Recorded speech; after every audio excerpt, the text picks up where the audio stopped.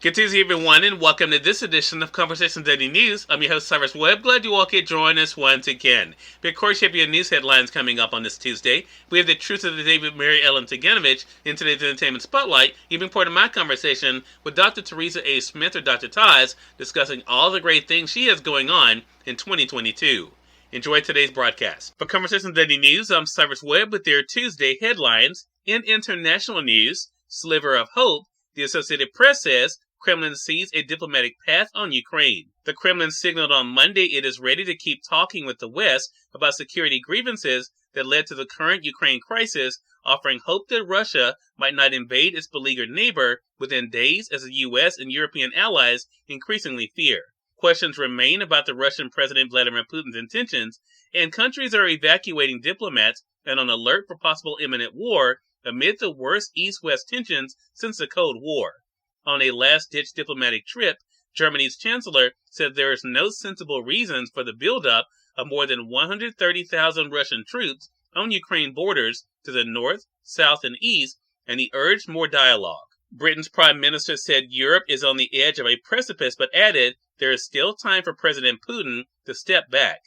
France's foreign minister told French television that all elements were in place for a strong Russian offensive, but nothing shows today that Putin has decided to launch one. Despite warnings from Washington, London, and elsewhere that Russian troops could move to Ukraine as soon as Wednesday, Monday's meeting between Putin and the foreign minister suggested otherwise. At the session with Putin, the foreign minister argued that Moscow should hold more talks with the U.S. and its allies despite their refusal to consider Russia's main security demands.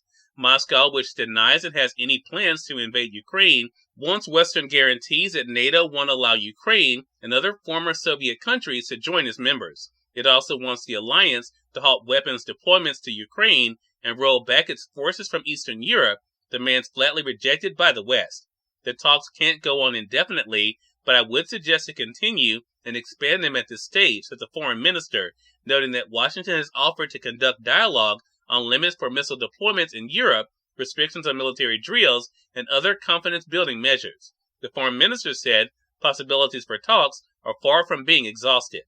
His comments at an appearance orchestrated for TV cameras seemed designed to send a message to the world about Putin's own position, namely, that hopes for a diplomatic solution aren't yet dead. Putin noted the West could try to draw Russia into endless talks and questioned whether there is still a chance to reach agreement. The U.S. reacted coolly to the foreign minister's comments. In national news, judge dismisses Palin's libel lawsuit against the New York Times. A judge said Monday he'll dismiss a libel lawsuit that former Alaska Governor Sarah Palin filed against the New York Times, claiming the newspaper damaged her reputation with an editorial falsely linking her campaign rhetoric to a mass shooting.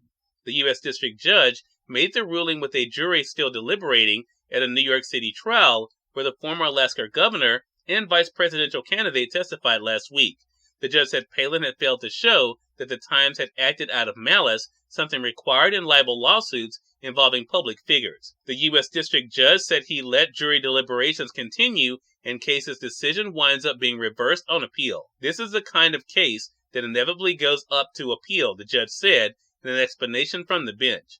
Lawyers for both Palin and the Times declined to comment on the judge's decision. In more national news, Biden has long-term inflation plan, but voter patience short. President Joe Biden came into office with a plan to fix inflation, just not the particular inflationary problem that the country now faces. His belief is that a cluster of companies control too much industries, which reduces competition for both customers and workers. That leads to higher prices and lower wages in what the White House says is an average cost of $5,000 annually for U.S. families. Biden is now trying to remedy the situation with 72 distinct initiatives, everything from new rules for cell phone repairs to regulations on meatpacking to more merger reviews.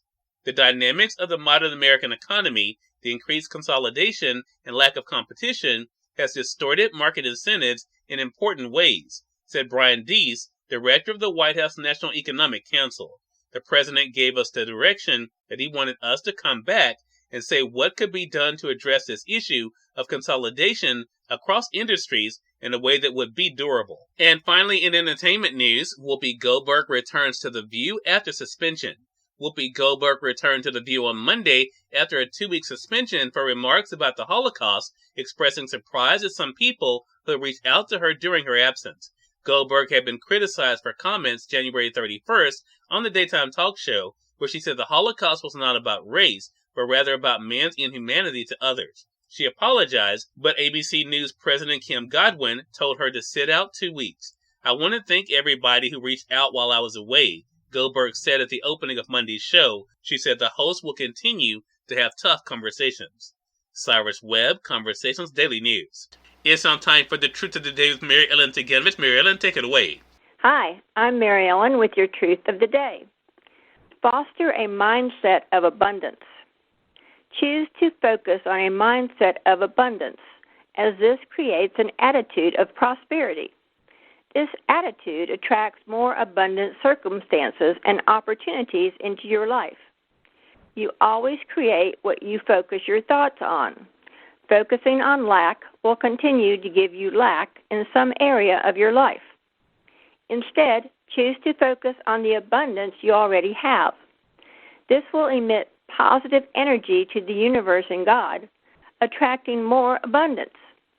By combining your strong ambition with an attitude of abundance, you are pouring powerful energy into the universe, allowing God to do what He does best, fulfill your desires.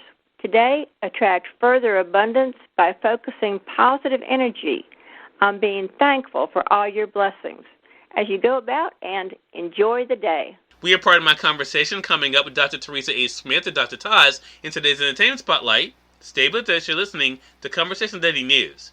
For Conversation Daily News, I'm Cyrus Webb with your Entertainment Spotlight. Dr. Teresa A. Smith or Dr. Tues rejoined me on Conversations Live, the radio show, to talk about all the great things she has going on in 2022 and what's to come. Here's a bit of our conversation. You have a lot going on right now in 2022 already. I want to talk about that. I mean, we're now in the second month of this year, if you can believe that. I mean, what has it been like for you already starting this year off with these new projects? Cyrus, has been so exciting, and it's almost like a whirlwind, you know.